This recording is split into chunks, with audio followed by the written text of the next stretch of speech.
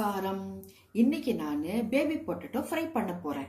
அதுக்கு அதை உருளைக்கிழங்கு வாங்கி நல்லா அலம்பிட்டு குக்கர்ல அது உருளைக்கிழங்கு முழுகிற அளவுக்கு தண்ணி வச்சு 2 விசில் வச்சு எடுத்து வச்சிருக்கேன். தோலை உரிச்சு எடுத்து வச்சிருக்கேன். இப்போ கறி பண்ண போறேன். கறிக்கு அடுப்பை இல்பச்சட்டி அடுப்புல போட்டிருக்கேன். அடுப்பை ஆன் பண்ணிட்டேன். எண்ணெய் விட போறேன்.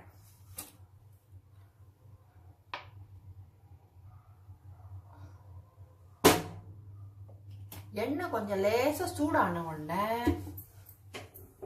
இந்த உரிச்சு வச்சிருக்கேன் இல்லையா உருளைக்கிழங்கு, அதை அதுல போட போறேன்.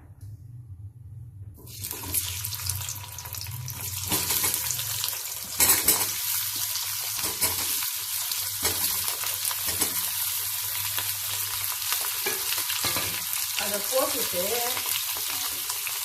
உப்பு உரப்பெல்லாம் எதுவுமே போடக்கூடாது. அடுப்பு சின்னதா வச்சு மெதுவா கிளறி விடணும். கிளறி வச்சுட்டு 1 நிமிஷத்துக்கு ஒரு வாட்டி கிளறி விட்டு கொஞ்சம் லேசா ஃப்ரை ஆகிற வரைக்கும் விட்டுட்டு அப்புறம் தான் உப்பு போடணும்.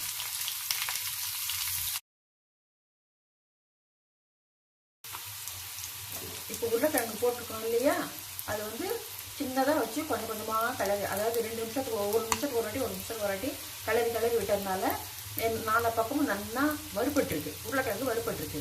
இப்போ உப்பு, மஞ்சப்பொடி, மிளகாப்பொடி போட போறேன்.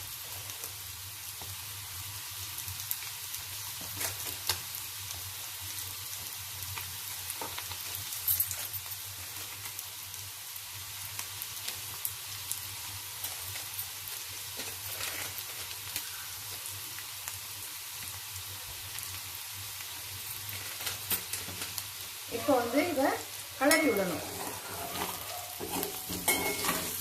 உப்பு, மஞ்சப்பொடி, மிளகாப்பொடி எல்லாம் கிளறி விட்டுட்டு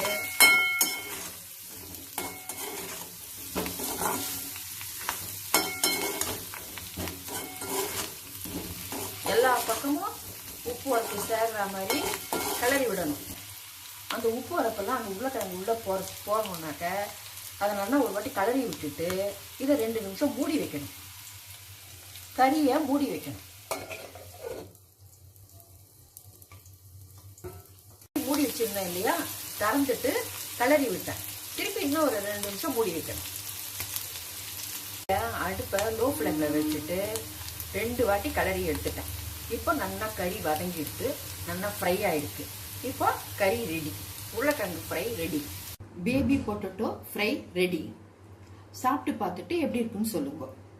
சாம்பார் சாத்துக்கு, குழம்பு சாத்துக்கு, ரசம் சாத்துக்குலாம் தொட்டுக்கிறதுக்கு ரொம்ப நல்லா இருக்கும். மோஞ்சாத்துக்கும் நல்லா இருக்கும்.